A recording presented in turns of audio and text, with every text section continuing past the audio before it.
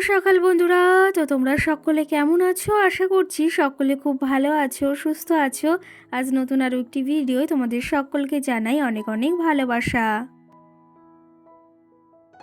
আর আজকে হলো শুক্রবার, এখন ঘড়ি কাটাতে সময় হয়েছে সকাল 7টা কিন্তু। তো আজকের ব্লগটি আমি একটু দেরি করেই শুরু করছি তোমাদেরকে সাথে নিয়ে। কারণ কেন জানো তো, আজকে সকালে ঘুম থেকে উঠতে বেশ খানিকটা দেরি হয়ে গেছে। তো আজকে সকালে ভেবেছিলাম একটু তাড়াতাড়ি উঠবো। ওই যে ভেবে রেখেছিলাম যে সকাল সকাল উঠে সমস্ত কাজবাজগুলো সেরে নেব। আর তোমাদের তো বলেছি আগের দিন এই ঘরটা কি আমি রং করে রেখেছিলাম, তবুও সেটা ডিজাইন করা হয়নি। ভেবেছি যখন ডিজাইন করব তোমাদের সঙ্গে শেয়ার করব। আজকে যেহেতু ঘুম থেকে উঠতে একটু দেরি হয়ে গেছে, একটু বলতে বেশ খানিকটাই দেরি হয়ে গেছে, তো ভাবলাম এই কাজটা আজকে করবই, তারপরে সংসারের আরও বাদবাকি যে কাজগুলো রয়েছে সেগুলোকেও সারবো।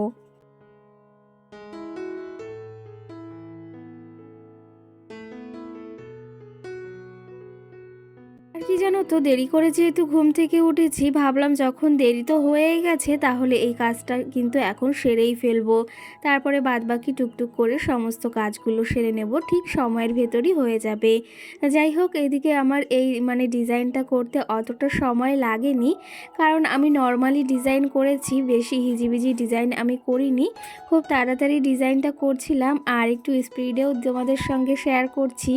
অবশ্যই জানিও কেমন হয়েছে। ওপরের ডিজাইনটা কিন্তু আমি একটু লতার ভেতরই রেখেছি, কারণ এই লতার ডিজাইনটা আমার না ভীষণ পরিমাণে ভালো লাগে। আর একটা নর্মালি দেখো 10 টাকা দিয়ে একটা ঘট কিনে এনে বা ভাঁড় কিনে এনে সেটাকে দেখো কত সুন্দর করে রং করে নিয়েছি আর ডিজাইন করে নিয়েছি, দেখতে কিন্তু বেশ সুন্দরই লাগছে।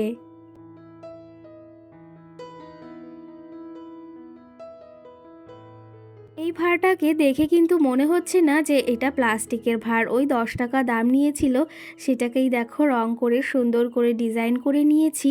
আর বেশ ভালো লাগছে কিন্তু দেখতে। তোমাদের কেমন লাগছে অবশ্যই কিন্তু কমেন্ট করে জানিও। এই জিনিসগুলো না ডিজাইন করতে বা কোনো কিছু ডিজাইন করতে আমার বেশ ভালো লাগে। চলো তোমাদের একটু দেখিয়ে দিই কেমন লাগছে, জানিও কিন্তু।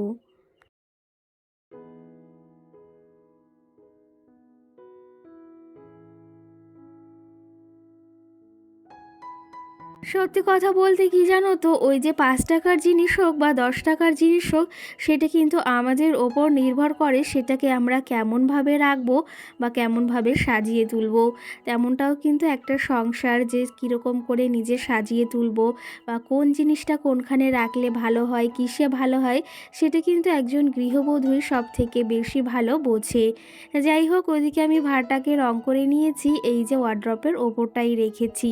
আর মামাও সোনা, তোমাদের দাদাভাই ঘুম থেকে উঠে গেছে। মামাও সোনাকে সকাল সকাল এদিকে রেডি করিয়ে দিলাম, আর দেখো কি বলে। নেমেছে কে দেখেছে কে দেখেছে দাদা দেখেছে দাদার হাতে কলম ছিল শুনে ফেলেছে ও প্রাটা পাইতে দেখেছে হাততালি। একটা বলো, ইয়ে বলো, তাঁতের বাড়ি বলো। তাঁতির বাড়ি ব্যাঙের বাসা পুরো বেঙ্গাচ্ছা খাই রাই গান গাই টাইনে নাইনে না হাততালি। বলো টাটা দিয়ে দাও। দাদা যাই হোক, মাম্মাম সোনাকে এদিকে রেডি করিয়ে দিয়েছি। আর আজকে ও ওই যে ঘুম থেকে উঠেছে, তোমাদের দাদা ভাইও ঘুম থেকে উঠে গেছে। ওই যে বললাম বেশ খানিকটা দেরি হয়ে গেছে উঠতে, কিন্তু এখন কাজগুলো তো সারতে হবে। দেরি করে উঠেছি তবে কি হয়েছে, কাজগুলো যদি না সারি এরকম করেই কিন্তু পড়ে থাকবে। যাই হোক, তোমাদের দাদা ভাই আগের দিন রাত্রে আঙ্গুর নিয়ে এসেছিল। মাম্মাম সোনা খেতে বেশ ভালোবাসে, সঙ্গে আমিও। তো এখানে সেগুলোই মাম্মাম সোনাকে কিছুটা দেবো ধুয়ে এই বাটিতেই, কারণ এই মাটির বাটিগুলো আমার ভীষণ পছন্দের একটা বাটি, জানো তো। কি বলবো, এতটা সুন্দর লাগে, আর এতে কোনো কিছু দিলেও সেই জিনিসটাও বেশ ভালো লাগে। চলো এখানে আঙ্গুরগুলোকে এখন এই যে এই বোলটাতে সাজিয়ে রাখি। এই বোলটা কিন্তু তোমাদের তো বলেছি মাম্মু সোনাকে হ্যাপি বার্থডেতে ওর একটা পিমনি দিয়েছিল, সেটা এখন বেশ উপকারে আসছে কিন্তু।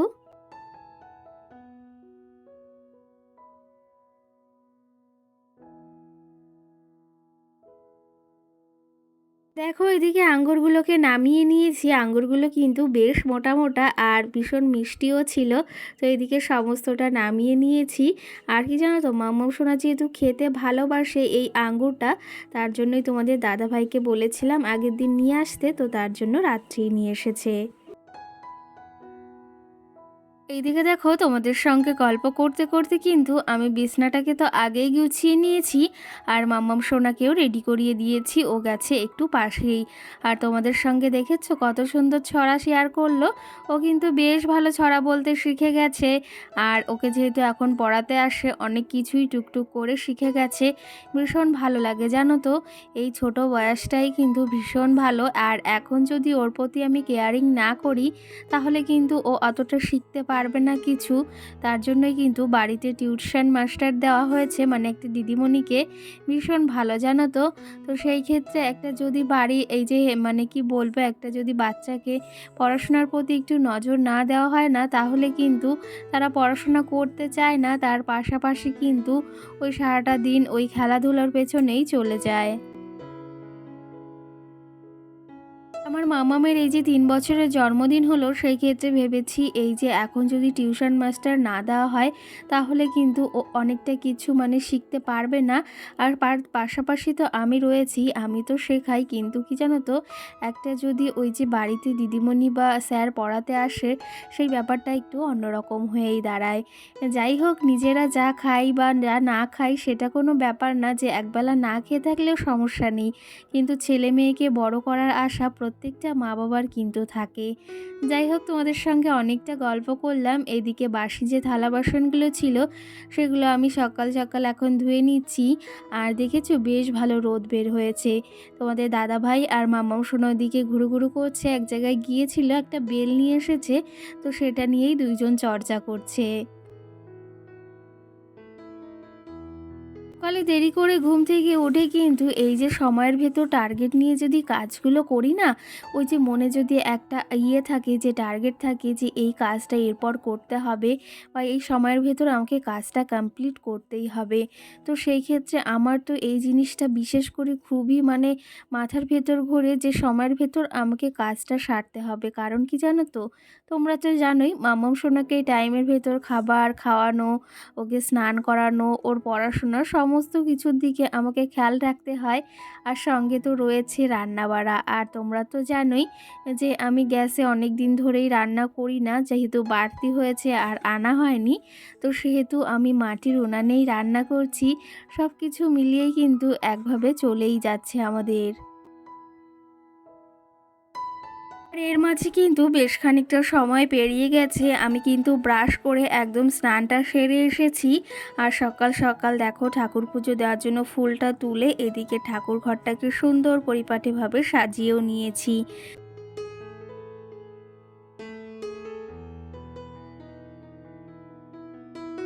সকালে এই যে দেরি করে ঘুম থেকে উঠে দেখো সময়ের ভেতর আমি কিন্তু কাজটা সেরে নিয়েছি। আর এইদিকে দেখো চাটাও বানিয়ে নিয়েছি, তোমাদের দাদাভাই আর আমি খাবো। তোমাদের দাদাভাই তো আগে চাটা একদম পছন্দ করতো না, ওই মাঝে মধ্যে একদম খেত। তো সেই ক্ষেত্রে এখন কিন্তু রোজই আমার সঙ্গে চা খায়, এই জিনিসটা বেশ ভালো লাগে। যাই হোক, দুজন মিলে এক জায়গায় চা খাওয়ার বা যে কোনো কিছু করার মজাটাই আলাদা জানো তো। আগের দিন ওই যে টোস্ট আনা হয়েছিল, তো সেটাই তোমাদের দাদাভাইকে দিচ্ছি। আর মামাও সোনাও খেতে বেশ ভালোবাসে, আর আমরাও ভীষণ ভালোবাসি জানো তো। চলো তবে এখন দুজনেই এখন টুকটুক করে চাটা খেয়ে নিই।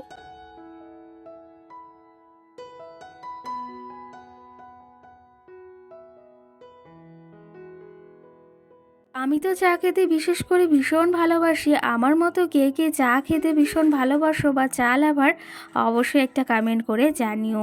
চলো, এদিকে চা খাওয়া প্রায় আমাদের কমপ্লিট। আর তোমাদের দাদাভাইকে আমি কি বলেছি জানো তো, যে আমাকে আজকে কচু শাক কেটে দিতেই হবে, কারণ কচু শাকটা আমি ভীষণ ভালোবাসি খেতে। অনেক দিন ধরে ইচ্ছা হচ্ছিল, তবে সেটা আর কাটার জন্য খাওয়া হচ্ছিল না। আর এই পাশটাতে প্রচুর পরিমাণে ঘাস জঙ্গল হয়েছে, তার জন্য আমি যেতে একটু ভয় পাচ্ছিলাম।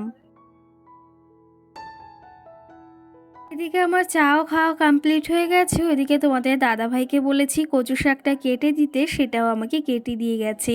আর দেখো পাশের বাড়ি একটা পুচকু এসেছে, সেই এখানে খেলাধুলা করছে মাম্মামকে নিয়ে।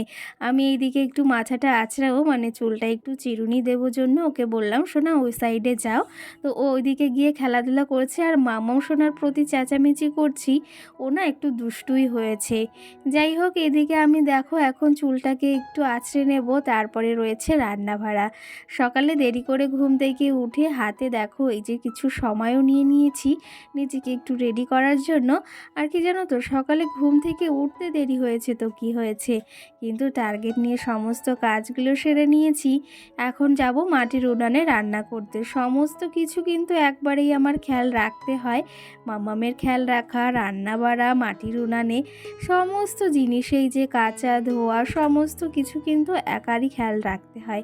যেহেতু আমার হেল্পিং হ্যান্ডও নেই আর আমার বাড়ি কেউ নেই যে আমার সেই কাজগুলোকে সামলাবে, সমস্তটার দিকে একা খেয়াল রেখে সমস্ত জিনিস কিন্তু আমাকে একা হাতেই সামলাতে হচ্ছে। টাইম টু টাইম সেই কাজগুলোকেও সামলে নিচ্ছি। চলো তবে, এদিকে আমি রেডি হয়ে গেছি, এখন যাব রান্নার দিকে। তোমাদের দাদাভাই মাছও নিয়ে এসেছে আবার।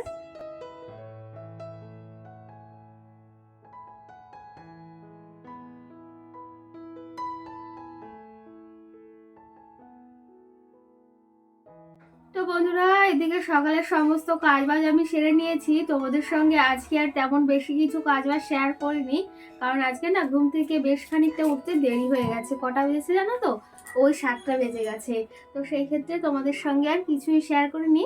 আর আজকে আমার মাম্মা সোনা কিন্তু আগে উঠেছে, তারপরেই আমি ঘুম থেকে উঠেছি, আর তোমাদের দাদাভাই তারপর। তোমাদের দাদাভাই তো 9টা না বাজলে ওঠে না, তো আজকে কিন্তু সকাল সকালে ঘুম থেকে উঠে মামনকে দেখাশোনা করেছে, মামনকে নিয়ে ঘুরে ঘুরে করেছে, তাই তো? আর এখন কি করবে তুমি?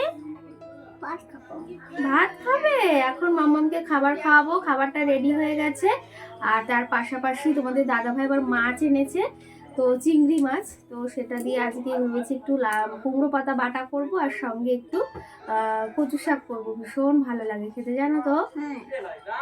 আর এইদিকে মামাম সোনা দেখো এই যে বসে রয়েছে। এখন মামাম সোনাকে চলো খাইয়ে দিই, তারপর তোমাদের সঙ্গে দেখা হচ্ছে। রান্না বাড়া করতে হবে, অনেক কাজ রয়েছে। চলো, সকাল সকাল আমাদের কিন্তু কাজ বাজ সব কমপ্লিট, শুধু এখন রান্নাটা বাকি রয়েছে। এটা আমি দাও, টাটা।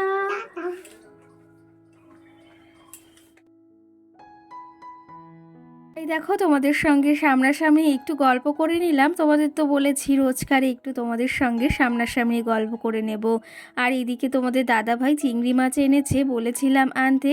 একটু ওই যে মানে শাক বাটা করব, কুমড়ো শাক, সঙ্গে একটু ওই যে ভেবেছি মানে করব কচু শাক রান্না করব। আর মামামের জন্য এদিকে শোল মাছ কেটে নিয়েছি, তো সেটা দিয়েই ওর জন্য তরকারি করব। আর এদিকে চলে এসেছি কিন্তু রান্নাঘরে, এখন রান্নাটা টুকটুক করে সেরে নেব। আর সঙ্গে চলো তোমাদের কিছু কমেন্টেরও রিপ্লাই দেব। আগের দিনের ভিডিওতে সোহানা নামে আমার মিষ্টি বোন আমাকে কমেন্ট করেছে, আজকের ভিডিওটি খুব ভালো লাগলো দিদি ভাই, আর তুমি আগের থেকে অনেক রোগা হয়ে গেছো, আমিও অনেক রোগা হয়ে গেছি। সত্যি কথা বলতে হ্যাঁ গো, কারণ কি জানো তো, শরীরটা তো মাঝে একটুও ভালো ছিল না। সর্দি ঠান্ডা লেগে জ্বর, একটু মানে কি বলবো, একটা মানে হিবিজিবি ব্যাপার হয়ে দাঁড়িয়েছিল। তো সেই ক্ষেত্রে শরীর যখন আছে, শরীরটা তো খারাপ হবেই। আবার সময় অনুযায়ী আবার ওই খাওয়া দাওয়া ঠিক করলে অবশ্যই ঠিক হয়ে যাবে। সঙ্গে চন্দ্রা নামে আরেকটি দিদিভাই বা বোন আমাকে কমেন্ট করেছে, তোমার ভিডিওগুলো দেখতে বেশ ভালো লাগে। অসংখ্য ধন্যবাদ তোমাকে। তুমি কেমন আছো অবশ্যই ঠিক মানে জানিও। আর কোথা থেকে আমার ভিডিও কে কে দেখছো সেটা তোমাদের তো বলেছি, একটু কমেন্ট করে জানিও, সেটা বললে না বেশ ভালো লাগে। যাই হোক, এদিকে দেখো আমার ভাতটাও প্রায় হয়ে এসেছে। আর বললাম না একটু কুমড়ো পাতা বাটা করবো, এদিকে চিংড়ি মাছ দিয়ে কালো জিরে দিয়ে, আর সঙ্গে এদিকে রসুন কাঁচা লঙ্কা দিয়ে বাটা করছি।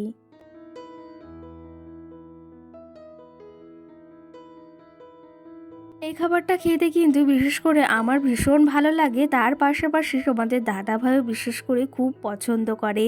এদিকে তো আমি বাটাটা করছি, আর তার পাশাপাশি ওইদিকে কচু শাকটাও বসিয়েছি। ভাতটা কিন্তু হয়ে গেছে। কি করছো? ডিম? তাই? দেখাও একটু।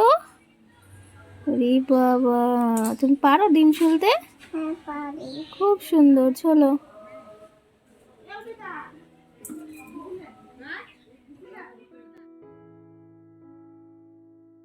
যাই হোক, এইদিকে দেখো রান্না বাড়া কমপ্লিট করে নিয়েছি। মামাম এদিকে ডিমটাও ছুলে নিয়েছে। দুটো ডিম সিদ্ধ দিয়েছিলাম, একটা আমি খেয়েছি যেহেতু শরীরটা ভালো নেই, আর একটা মামামের জন্য। এদিকে এদিকে দেখো শাক বাটা করেছি, ওই যে চিংড়ি মাছ দিয়ে কচু শাক করেছি, আর স্যালাডও কেটে নিয়েছি।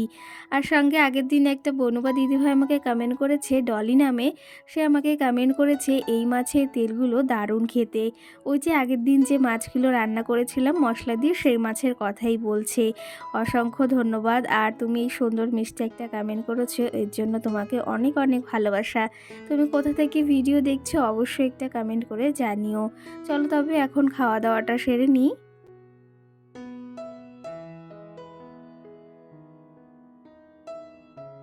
যাই হোক, এইদিকে মাম্মাম সোনাকে এখন খাইয়ে দেব, ওর ভাতটা মাখিয়ে নিয়েছি, আর তার পাশাপাশি আমিও কিন্তু খাওয়া দাওয়া করছি।